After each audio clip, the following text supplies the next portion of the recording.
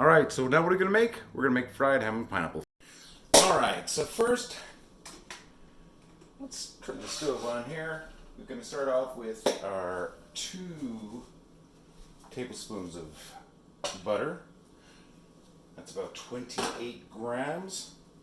28.2 grams, I believe, if we want to be accurate. We want it to be accurate. Okay, so while that's going on, we're gonna cube some ham now.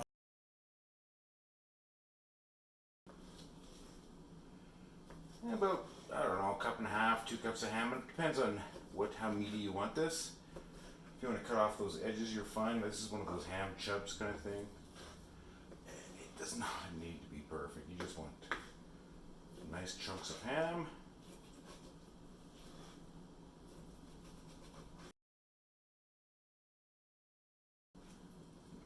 Make sure we're all chopped up there. So, about that big.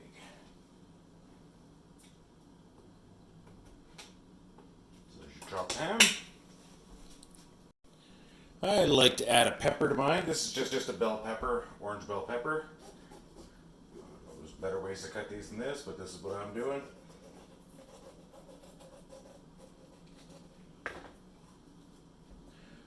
Remove the seeds, yes I do.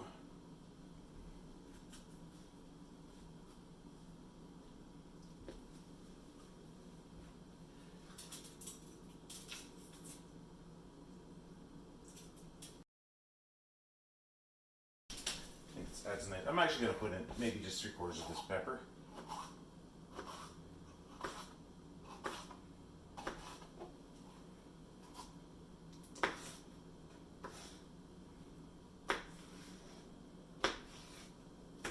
Oh, I don't know about you, but I love the smell of peppers.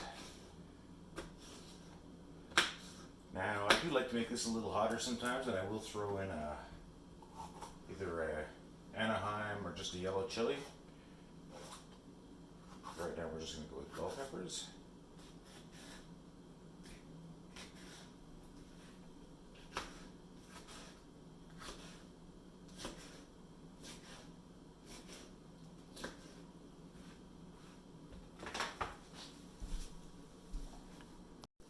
Alright, so the recipe also calls for 2 green onions. These are pretty small though, so I'm going to put in 3.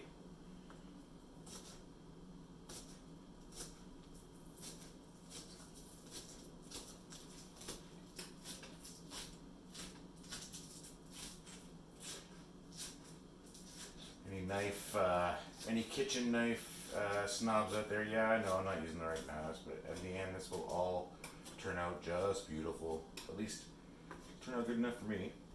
We got onions, we got our peppers, we got our ham right here. Now it is called ham and pineapple, and that's because it's going to have some pineapple in it.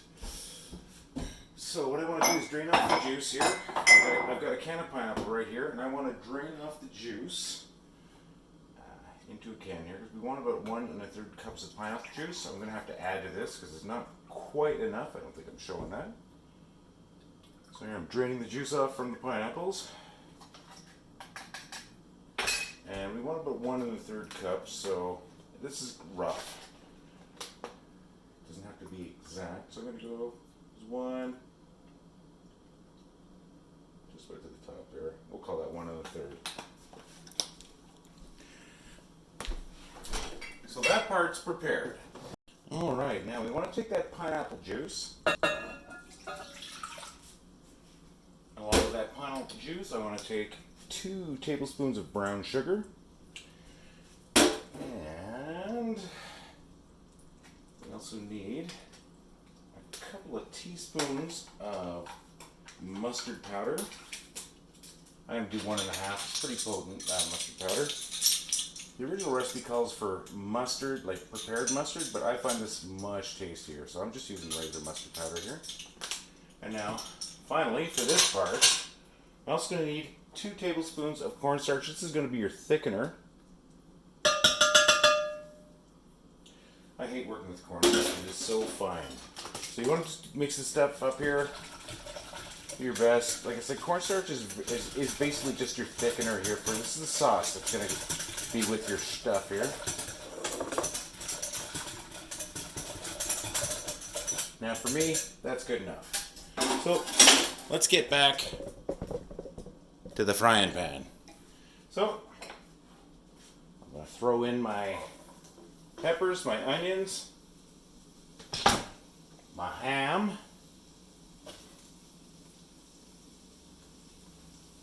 and one can. This is 398 milliliters, so you can work out the ounces, but you can that size. Pineapple. I like cubed. You can use whatever kind you like. So that's what we have right now. We're going to stir this up a little bit.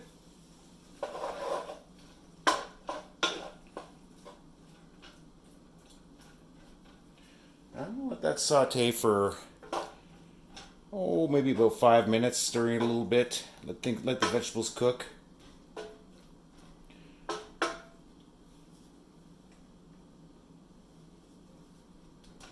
This is a really pretty dish. So this is it. We're just waiting for that to saute, so we'll give that a couple minutes.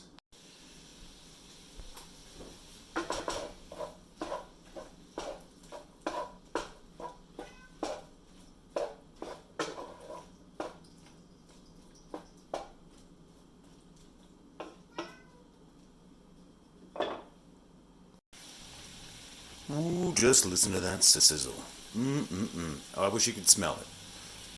Now, I almost forgot something important. The recipe also calls for a couple of teaspoons of cider vinegar. Actually, it calls for 2 tablespoons, and I find that's a bit too much. I find it's a little overpowering. So, yeah, cider vinegar you want to add to that. We're just about to add this to the mix here anyway. So let me mix that back up, get that vinegar mixed in there. This gives it a little bit more tang. Works along with that with the mustard. So now we're going to add this to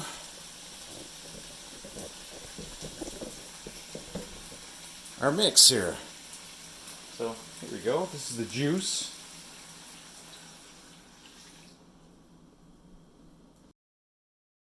We're going to give it a little stir.